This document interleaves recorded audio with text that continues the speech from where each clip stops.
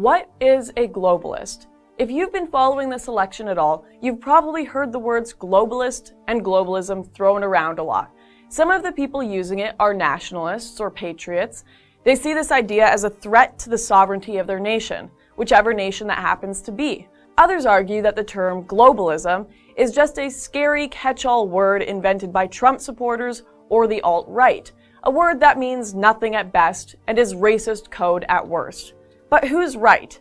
The reality is that globalism means something very specific and very dangerous if you value democracy, individualism, or any of the values of Western civilization. Yet most people can't define it.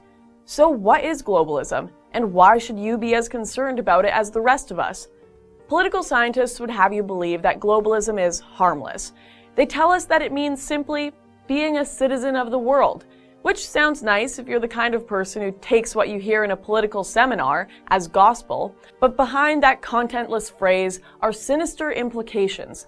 Thus, the more wonky defenders of globalism define it as being interconnected by removing cultural and legal barriers, or as the pooling of states' sovereignty into supranational organizations.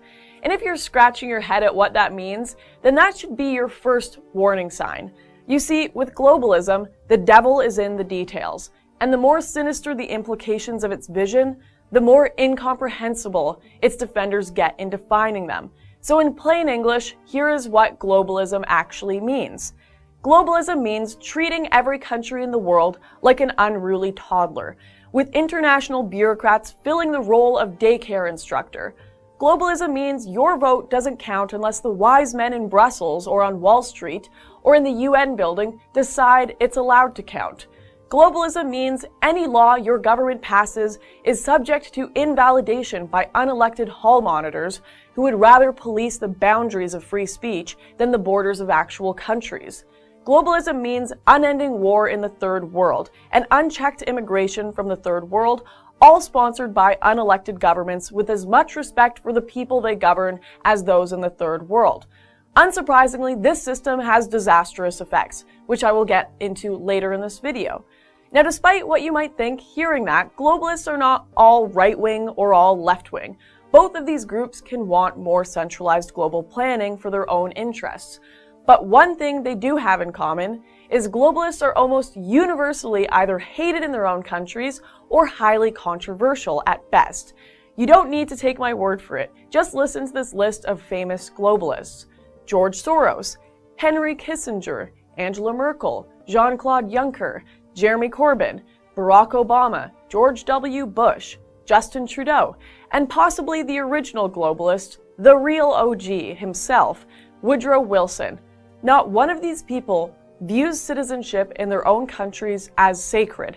And why should they? Along with their contempt for citizenship as a quaint anachronism, globalists almost always sneer down their nose at tradition, disdain national culture, laugh at religion, and generally despise the West while holding a creepy affection for the third world. They want open borders, cheap labor, and anti-nationalism to benefit their business and political visions, and are all too willing to shaft the little people to achieve it. To them, freedom means never having to say you're sorry for building your agenda and business on the backs of everyone else. They do this through garnering political power and creating large supranational government entities that push globalist agendas. You've probably heard of those too. You know, groups like the United Nations, the European Union, the IMF, World Bank, African Union, Arab League, Unifor, Mercosur, and many more.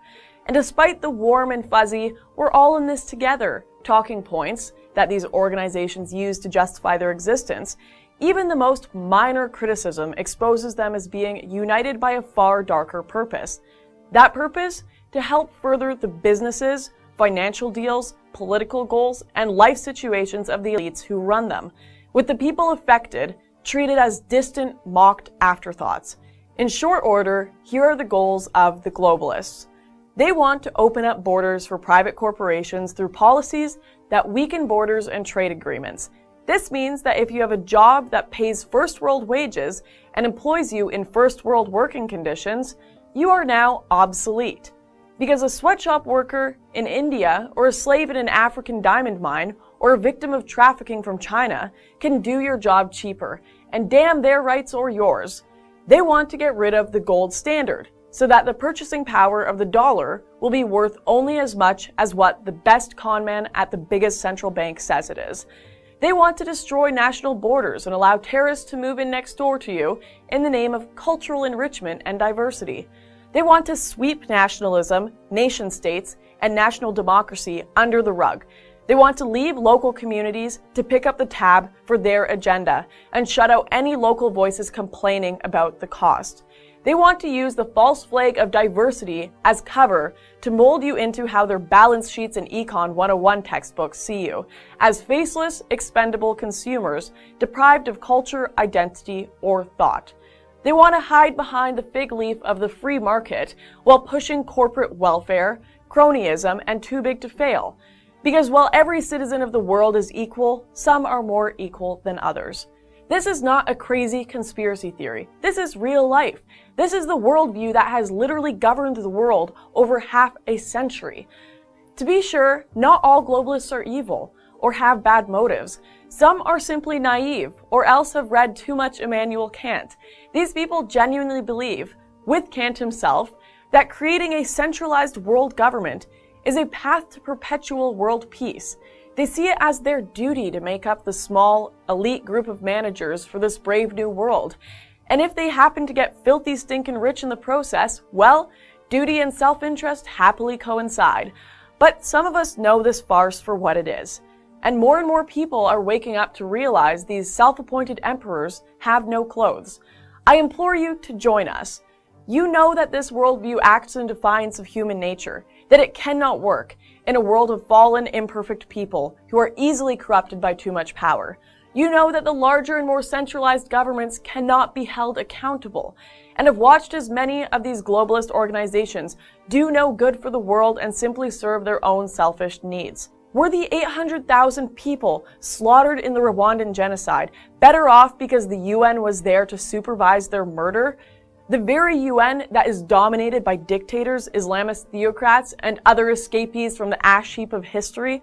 Are the Ethiopians better off for being crushed under the heel of guerrilla warlords who have been bought and paid for by globalist aid groups? Groups that fund wars, create social unrest, cheapen labor, disrupt entire economies, and tear apart nations and peoples for the sake of their selfish financial shell game? Are you better off for having everything from the price of your iPhone to the type of pillowcase you can buy micromanaged from the desks of interfering supranational bureaucrats? It's madness. As President Obama ironically and correctly said, we don't look to be ruled, particularly by faceless busybodies whose names and faces we cannot even recognize. We still hold to the classical liberal vision of a free people governed by public servants, rather than dictators who use and abuse us. We still cling to the idea that politicians will be accountable to us because they have to look us in the face and answer to us. Globalism, like the failed aspirants to one world government who made up the Soviet Union, can no longer sustain the myth that it is inevitable or benevolent. It is mired in scandal, plagued by lack of accountability, and confronted every day with more people willing to expose the destructive and frankly evil behavior of its adherents. That's why Brexit scares the globalists, because it is their Waterloo. Well, I say we keep forcing them back until, as with Napoleon, the world is extricated from their small, sad shadow. Thanks for watching. Don't miss my show Standoff by clicking here to become a member.